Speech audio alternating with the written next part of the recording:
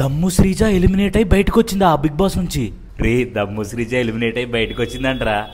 దమ్ము శ్రీజ ఎలిమినేట్ అవడం ఏంటి? అదంతా ఫేక్, అంత అబద్ధాలు చెప్తున్నారు. దమ్ము శ్రీజ ఎలిమినేట్ అయినా కూడా ఖచ్చితంగా ఆమెను సీక్రెట్ రూమ్ పంపిస్తారు. గైస్ ఇవన్నీ బంద్ చేయండి. దమ్ము శ్రీజ నిజంగానే ఎలిమినేట్ అయి బిగ్ బాస్ హౌస్ నుంచి ఈ రోజు బయటకు వచ్చింది. There is no secret room. Bigg Boss buzz interview కూడా జరిగింది. సో 80% ఆఫ్ పీపుల్ కి ఈమంటే చాలా పాజిటివిటీ ఉంది, 20% ఆఫ్ పీపుల్ కి ఈమంటే నెగిటివిటీ ఉంది. ఈమెకున్న నెగిటివిటీ ఏంటంటే ఫస్ట్ థింగ్ ఆమెకున్న వాయిస్. ఆమె వాయిస్ చాలా మందికి నచ్చలేదు. ఆ చాలా మంది 20% ఆఫ్ పీపుల్. ఆమె చెప్పింది డబ్బా రేకుల రాణి అని చెప్పేసి. సో కొంతమందికి ఆమె వాయిస్ అనేది ఇరిటేటింగ్ గా ఉంటది. బట్ 80% ఆఫ్ పీపుల్ కి తన వాయిస్ మీద గానీ, తన గేమ్ మీద గానీ, తన బిహేవియర్ మీద గానీ ఎట్లాంటి కంప్లైంట్స్ లేవు. సో తనంటే పాజిటివిటీయే ఎక్కువ ఉంది నెగిటివిటీ కంటే. ఈ రోజు ఎలిమినేట్ అవ్వడం నాకు కూడా పర్సనల్ గా అన్ఫేర్ అనిపించింది.